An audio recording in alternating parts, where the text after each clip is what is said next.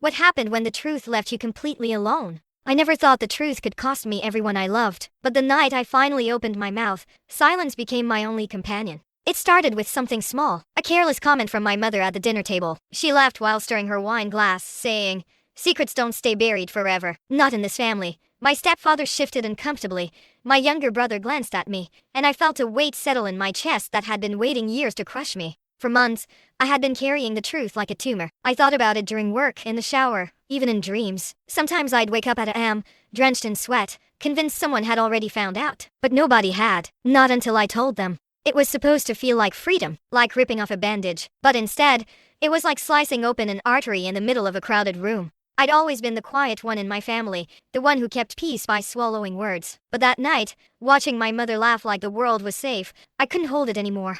I put my fork down. "I need to say something," I whispered. The room went still. My brother froze with mashed potatoes halfway to his mouth. My stepfather's jaw tightened. My mother gave me the same look she always gave when she thought I was about to embarrass her, half warning, half dismissal. And then I said it. Every word, every detail. The thing I had kept hidden since I was 16. The night my stepfather came into my room after too much whiskey. The promises he made. The threats he whispered. The silence he demanded. I thought my mother would scream. I thought she'd turn to him, finally see him for what he was. But she didn't. She laughed again. A short, sharp laugh that sounded more like a choke. "Don't be ridiculous," she said. Her voice cut like glass. "You always were dramatic." My brother set his fork down carefully, like even the sound of metal on porcelain might shatter the moment. He didn't say a word. He just looked at me with wide, unreadable eyes. But my stepfather spoke. Calm. Too calm. "She's confused," he said, his voice even. "She's always been troubled, haven't you?" And that was it. No denial, no outrage, just a subtle rewriting of me, right there at the table. Troubled, broken, unstable. The air thickened, my skin burned, my throat closed. For a moment, I thought I'd imagined it all, that maybe it really was just in my head. But then his eyes flicked toward me, sharp and daring, like a private signal.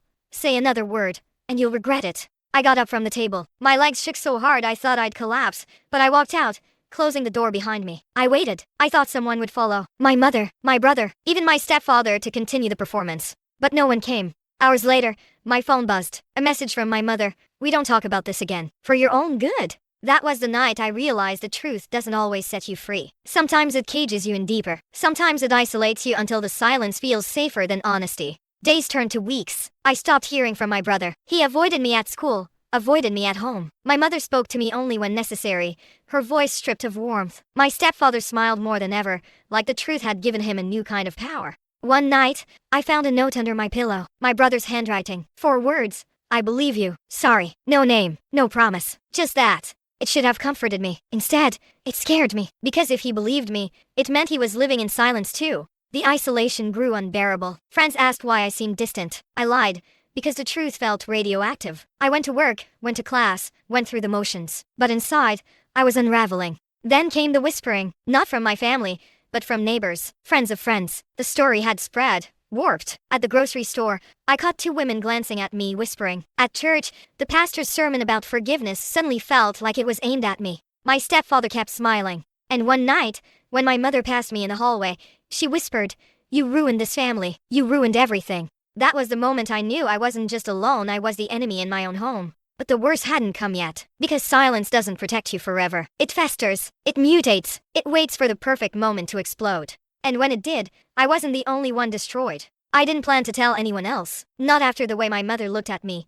Not after the way my brother went silent. But the truth has a way of leaking out, like water through cracks. It happened one night at the diner where I worked weekends. I was clearing plates when my best friend, Leela, slid into a booth. She studied me for a long time before saying softly, "You look like you're carrying a dead body on your back." The words hit too close. My hands shook so badly I almost dropped the tray. She saw it. She always saw through me. We'd been inseparable since childhood, the kind of friends who knew each other's secrets before we spoke them aloud. So when she reached across the table, squeezed my wrist, and whispered, "Tell me," something in me cracked. And I did. Not all of it. Not yet. But enough. Enough for her face to go pale, for her to whisper, "Oh my God," and for me to feel the ground shift beneath my feet. She wanted to go to the police immediately. I panicked. "No," I hissed. "You don't understand. They'll turn it on me. They already have." But Leela wasn't like my family. She didn't retreat into silence. She got angry. "If he touched you, he deserves to burn," she said, her voice shaking with fury. "I'll go myself if you don't." I begged her not to. I promised I'd handle it, though I had no idea how. She relented, but I could see it in her eyes. She wouldn't let it go. A week later, whispers started circling again. This time not just neighbors, not just church ladies, kids at school. They called me crazy, said I made things up. Some even said I was jealous of my mother, that I wanted attention. That's when I knew Leela had told someone. Maybe not the police, but someone. I cornered her behind the gym after class. "What did you do?" I demanded. Her eyes filled with tears. "I told my brother. He promised he wouldn't tell anyone else, but of course he had. That's how poison spreads. One person, then two, then everyone." I wanted to scream. I wanted to hate her. But when she whispered, "I just didn't want you to die in that house," I couldn't. Because she was right. I was dying in there. Every day a little more. But the more the truth spread, the tighter my stepfather's grip became. He started waiting up for me when I came home from work, sitting in the dark living room with a drink in his hand. "You like attention, don't you?" he said one night, his voice low. "You'll find out real quick what happens when you ask for too much." I ran upstairs before he could say more, but the threat lingered in the walls. My mother stopped cooking for me, stopped washing my clothes. She passed me in the hallway like I was a ghost. One night, I heard her on the phone, her voice sharp. "She's trying to ruin us. She'll destroy everything." I realized then my truth wasn't just about me. It was about the family's reputation, my stepfather's image, my mother's desperate grip on appearances. And I was the sacrifice. Leela tried to keep me afloat. She left notes in my locker, snuck me food when she saw I wasn't eating. But the storm was too big. One afternoon, I opened my locker to find the word liar scrawled in red marker across my books. That night, my brother finally spoke. He came into my room, shut the door, and sat on the edge of my bed. His face was pale,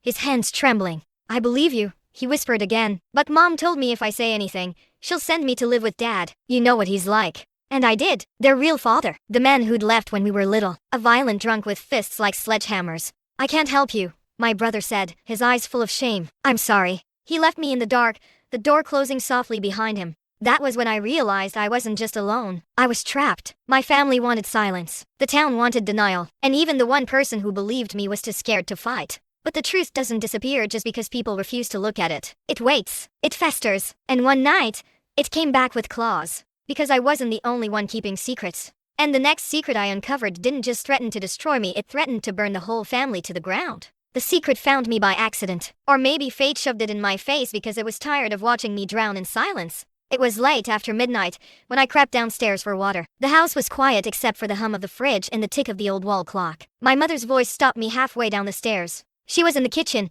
whispering on the phone. "He knows," she told. "I don't care what you do. Just fix it." Her back was to me. She gripped the counter so hard her knuckles looked white in the dim light. I froze, straining to hear more. "She's not stable. Nobody will believe her. But if it gets out," her voice cracked. "You promised this wouldn't touch me." And then silence. She ended the call, her hand trembling as she set the phone down. I held my breath until she turned off the light and went upstairs. My body shook as I slipped into the kitchen, picked up the phone, and checked the last dialed number. It wasn't my stepfather's. It wasn't anyone I recognized. It was a number saved under a single initial, J. I memorized it, burned it into my brain. That night I didn't sleep. I stared at the ceiling, piecing together every detail, every strange look, every hushed conversation I'd overheard. My mother wasn't just protecting him. She was protecting herself. But from what? The next day, I borrowed Leela's phone between classes and dialed the number. It rang twice before a man answered. His voice was low, cautious. "Yeah?" I didn't speak. I couldn't. My heart pounded so loud I thought he'd hear it through the line. "Hello?" His voice sharpened. "Is this her?" I hung up. For the rest of the day, paranoia clung to me like a shadow. I kept looking over my shoulder, convinced someone was watching. That night, I searched my mother's room while she showered. In the back of her dresser, under a pile of scarves, I found an envelope thick with cash. And tucked inside was a folded piece of paper with that same number written in neat handwriting. There was something else too, photographs. Old ones. My stepfather, my mother, and another man. The same man whose voice had come through the phone. They were smiling in some cheap motel room, drinks in hand. My mother's lipstick smeared. My stomach twisted. This wasn't just about protecting her marriage. This was something deeper, dirtier. I stuffed everything back before she came out, but my hands wouldn't stop shaking. The next morning, my stepfather cornered me before school. He leaned against the doorway, blocking my exit. His smile was almost casual, but his eyes burned. "You like snooping?" he asked. My blood turned cold. He leaned closer, the smell of whiskey heavy on his breath. "You think you know something, but you don't. And if you keep running your mouth, you'll find out what happens to liars." He stepped aside then, letting me pass like nothing happened. But something had happened. He knew I'd been digging, which meant I was closer to something dangerous. That night, Leela came over, sneaking in through my window the way she always did when we were kids. I told her everything, the phone call, the cash, the photographs. Her face tightened. "They're paying someone off," she said. "Who?" I don't know, but it explains why your mom's protecting him. She's not just scared of the truth. She's scared of something else coming out. Her words settled into my chest like stones. The truth wasn't just that my stepfather hurt me. The truth was bigger. It had roots, connections, consequences, and if I pulled too hard, the whole thing might collapse. Leela grabbed my hand. You can't do this alone. Promise me you'll let me help. For the first time in weeks, I felt less like a ghost. I nodded. But promises are fragile. And the very next day, one snapped. Because when I came home from school, my window was open. My drawers turned inside out. My journal, the one where I'd written everything, was gone. And sitting on my pillow was a single photograph. One of the motel pictures. My mother, my stepfather, and the man on the phone. On the back, in black marker, someone had written, "Stay quiet or you'll regret it." I sat on the edge of my bed, staring at the threat until my hands went numb. The walls of that house weren't just closing in anymore. They were pressing down, crushing me under secrets I didn't understand. And deep down, I knew one thing for certain: someone in this family had done something far worse than what was done to me. And I was about to find out exactly what. I stared at the photo until my eyes blurred. My mother's smile looked forced, like she was trying too hard, while the man looked drunk, giddy. My stepfather's arms slung around the stranger's shoulders as if they were brothers. But it wasn't the faces that chilled me. It was the handwriting on the back. Sharp, jagged, almost carved into the paper. That night, I couldn't eat. I couldn't sleep. Every creak of the house made me jump. When I finally drifted off, I dreamed of the photo burning in my hands, the words on the back searing into my skin. By morning, my decision was made. I couldn't stay quiet anymore. If they wanted me silent, it meant I was close to something explosive. I skipped first period and went to Leela's house. She opened the door, eyes widening when she saw my face. What happened? I shoved the photo into her hands. They know. Her lips parted as she read the back. Jesus. I collapsed onto her couch, burying my face in my hands. I don't know who to trust. My mom, my brother, even the cops will take his side. What do I do? She paced, clutching the photo like it might bite her. We need proof. Real proof. Not just this. I lifted my head. What kind of proof? The kind nobody can deny, she said. Records, messages, anything that ties them to whatever the hell this is. Her certainty scared me, but it also lit a fire inside me. For the first time, I wasn't just surviving. I was planning. That evening, when I got home, I waited until everyone was asleep before creeping into the garage. My stepfather's truck sat in the corner, the one he never let anyone touch. I eased the glove box open. Receipts, crumpled papers, a burner phone. My hands shook as I flipped through the call log. Dozens of calls to the same number. Jay, the same number my mother had dialed. I snapped photos of everything with my own phone, my heart pounding so loud it felt like the whole house would wake. Then, as I slid the burner phone back, I saw something that froze me solid. A folded police report. My stepfather's name nowhere on it but the man in the motel photo, Jay, listed as a suspect. Assault. Battery. A case marked as dismissed. I didn't have time to read more. A floorboard creaked upstairs. I shoved everything back and ran to my room, trying to slow my breathing. The next day, I showed Leela the photos. She studied them, her jaw tight. He's covering for this guy, she said. Your stepdad. Maybe even your mom. That's what this is. I whispered the thought that had been gnawing at me all night. What if they helped him? What if they? A knock at Leela's front door cut me off. We both jumped. She peeked through the blinds and went pale. It's your brother, she whispered. I hadn't told him I was there. My stomach twisted as she opened the door. He stepped in looking haunted. His eyes darted between us, then landed on the photos spread across the table. You shouldn't have those, he said. Why? I asked, my voice sharp. What do you know? He swallowed hard, his hands trembling. More than you think. The room went still. Leela crossed her arms, then started talking. He looked at me, his eyes full of guilt. Dad, our real dad, he used to work with that guy, Jay. They ran jobs together, not legal ones. When Mom married him, he jerked his chin toward the photo of our stepfather. He got pulled in too. They did things, stuff that never made it into any reports. My skin prickled. What kind of things? He dropped his gaze. I don't know everything, but I know one thing: they can't let this come out. If you keep digging, his voice broke, they'll make you disappear. Silence swallowed the room. Leela's eyes were wide. My heart thudded like a drum. I wanted to believe he was exaggerating, but the way his voice cracked, the way his hands shook, I knew he wasn't. Then why are you here? I whispered. He finally looked at me, tears shining in his eyes. Because you're my sister, and if they find out how much you know, I don't think I can protect you. His words hung heavy in the air. Leela's hand found mine under the table, gripping tight. My brother looked at the photos one last time, then shoved them back toward me. Burn them, he said. Forget all of it. It's the only way you'll survive. And then he left, closing the door behind him. I stared at the evidence in front of me, my brother's warning echoing in my ears. Burn it or die. But deep down, I already knew my choice. Because the truth had already left me alone. And if I burned it now, I'd never stop being haunted by the silence. I didn't burn the photos. I couldn't. Every time I held a lighter to them, I saw my stepfather's grin, my mother's denial, my brother's trembling hands. Burning them would mean letting them win. It would mean living the rest of my life under their shadow. So instead, I hid them, tucked them into the lining of my backpack, where no one would think to look. Every day at school, I carried them like a secret weapon. Proof, insurance, maybe even a lifeline. But carrying the truth doesn't mean you're ready for what comes when it leaks. It started with whispers again, only this time, they weren't about me. They were about my stepfather. Someone had seen him arguing outside a bar. Someone else had noticed strange men coming to the house late at night. A teacher mentioned overhearing his name during a police call, though she shut up quickly when she saw my face. The story was spreading, and I hadn't even done anything yet. That's when I realized someone else was talking. Not Leela, not my brother, someone inside their circle. That night, I heard them fighting. My mother's voice sharp, furious. "You promised me it was handled," she screamed. And his reply, low and dangerous, "Shut your mouth before she hears you." The walls vibrated with his rage. I pressed my ear against the floor of my bedroom, every muscle tight. My mother's sobs bled through the wood. The next morning, she didn't come out of her room. My stepfather left early, slamming the door behind him. The house felt like a graveyard. I took my chance. I crept into their room, searching for more. In her nightstand under a pile of receipts, I found another envelope. More cash, more papers. But this time, something else, a flash drive. I pocketed it and ran. At Leela's, we plugged it into her laptop. For a moment, nothing. Then a series of folders opened, each labeled by date. Inside, scanned police reports, mugshots and typed notes, all linked to Jay assault charges, theft, extortion, every case dismissed or buried. And their emails, between my stepfather and local officers, favor exchanges, promises of silence. My stomach churned as I scrolled. He wasn't just covering for Jay, he was part of it. "This is huge," Leela whispered, her hand covering her mouth. "This is enough to bring him down." I wanted to believe her, but a voice inside whispered otherwise. My stepfather had friends, connections. If he could bury this once, he could do it again. We needed more, something undeniable. That night, as I lay in bed, my brother slipped into my room. He closed the door, his face pale. "You still have it, don't you?" he whispered. I froze. "What?" "The photos, the files. You didn't burn them." My silence was answer enough. He sat on the edge of my bed, his shoulders hunched. "You don't get it. You think you're fighting them, but you're just painting a target on yourself." "Then help me," I said, my voice sharper than I intended. "If you know so much, stop protecting them and help me." His jaw clenched. For a moment, I thought he'd walk out, but then he whispered something that made my blood run cold. "There's a body." The air left my lungs. "What?"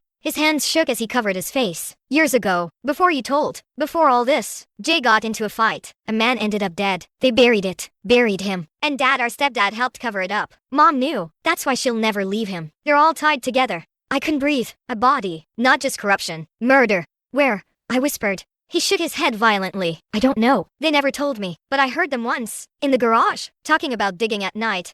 Moving him where nobody would find." His voice cracked. "If you push too far, they'll put you in the ground with him." Silence swallowed the room. My brother's tears glistened in the dark. When he left, I sat frozen, my mind replaying his words over and over. A body. Buried. My mother, my stepfather, and Jay all bound by blood on their hands. And suddenly, everything made sense. The cash, the threats, the way they turned on me the second I spoke the truth. Because if I could expose them, I wasn't just telling my story. I was digging up a corpse they'd spent years hiding. The truth hadn't just left me alone. It had put me in the middle of a crime that could destroy us all. And now, I had a choice. Stay silent and live in their cage. Or dig deeper, knowing it might kill me. I didn't sleep that night. Every sound outside my window made me flinch. Every passing car's headlights through the curtains felt like a spotlight trained on me. A body. A buried secret no one was supposed to know. By dawn, I knew what I had to do. I had to find it. At school, I pulled Leela aside. She listened in stunned silence as I repeated my brother's words. When I finished,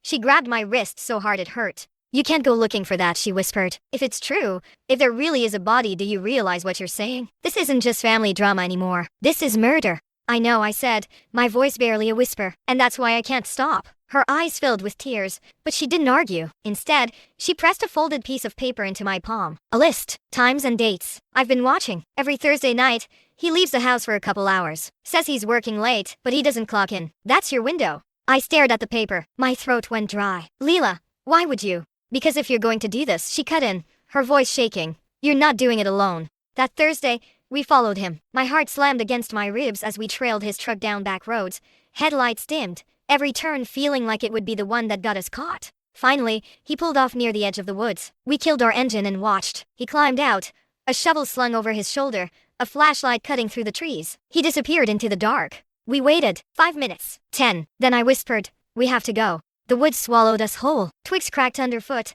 leaves brushed our faces, and every step felt like walking into a grave. Ahead, a beam of light flickered. My stepfather digging. We crouched low, barely breathing. He moved with practiced precision, like this wasn't the first time. Sweat gleamed on his neck, his muscles straining as he plunged a shovel into the dirt. Then he stopped. His flashlight swept across the trees. My heart stopped. For a second, I thought he'd seen us, but his eyes narrowed at something in the dirt. He bent down, brushed soil away, and lifted something small and metallic. A badge. He turned it over in his hand, muttering under his breath. Then, slowly, he covered it back up.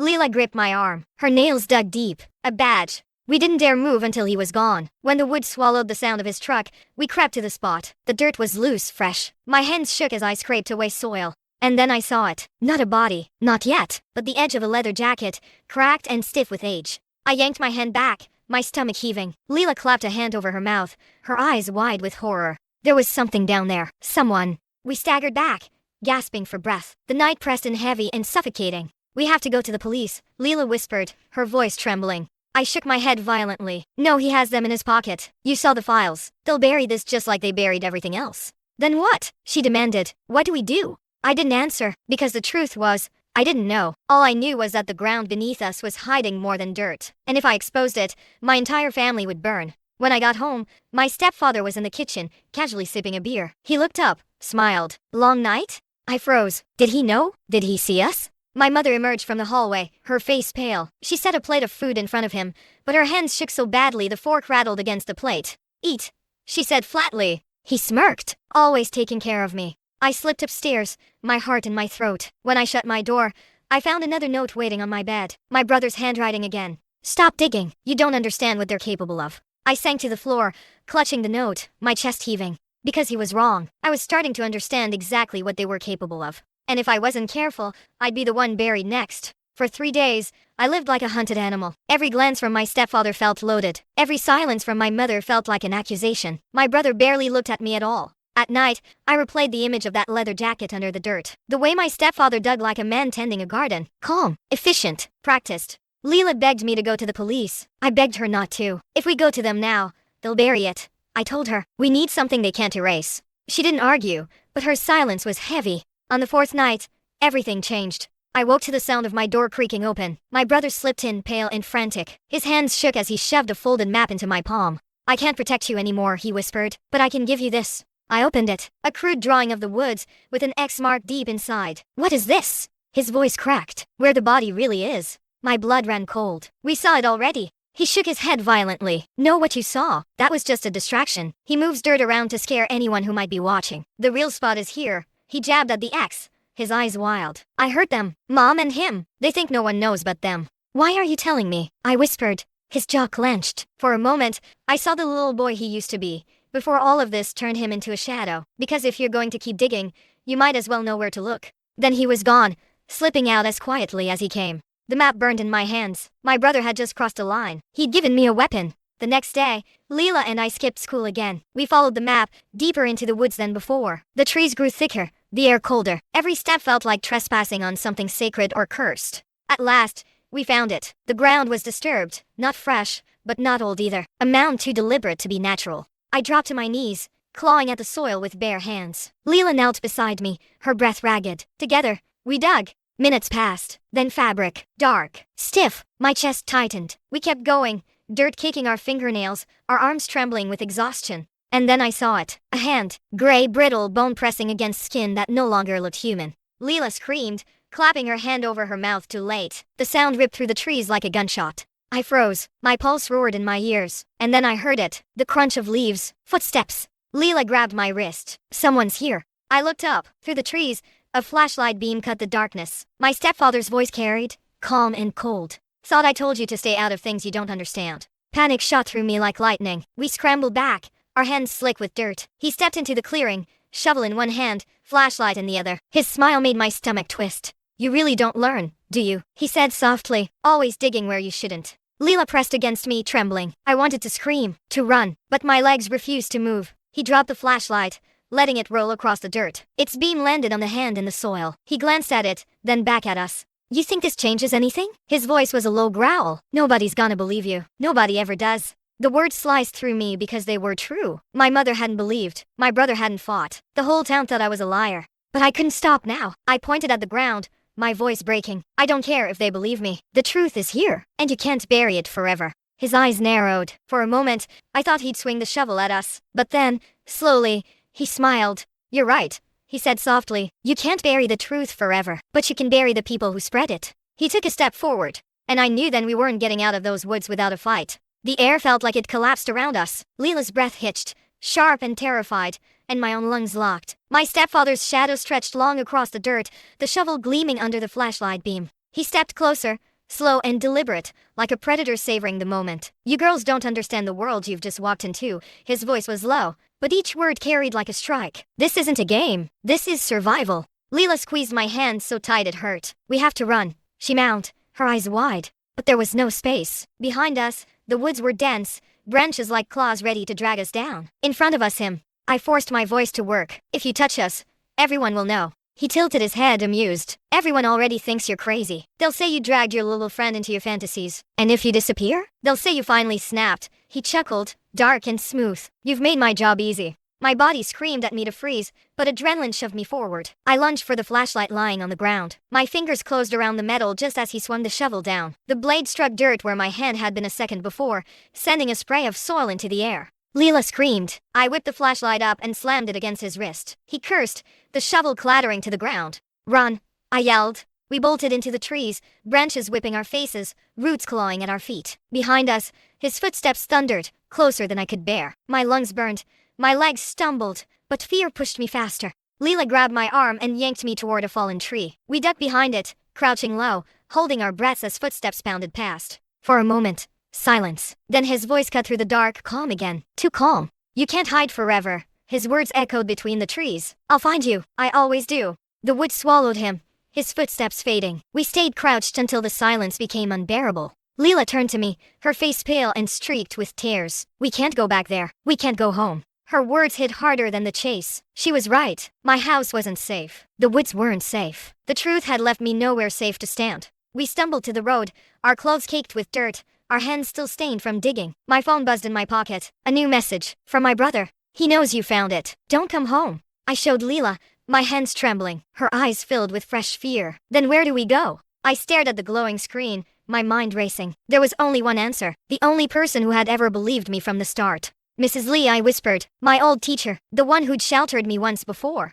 Leela nodded. No hesitation. We walked miles in silence, jumping at every passing car. By the time we reached her house, dawn was breaking. My knuckles stung as I knocked. The door opened slowly. Mrs. Lee stood there, her robe wrapped tight, her eyes tired but sharp. She took one look at us and pulled us inside. What happened? She demanded. And then, for the first time, I told it all. The assaults, the silence, the photo, the flash drive, the woods, the body. Every word spilled out, raw and desperate. When I finished, the room was silent. Mrs. Lee's face was pale, her hands trembling as she poured us tea we were too shaken to drink. You can't go back there, she said firmly. Not now, not ever.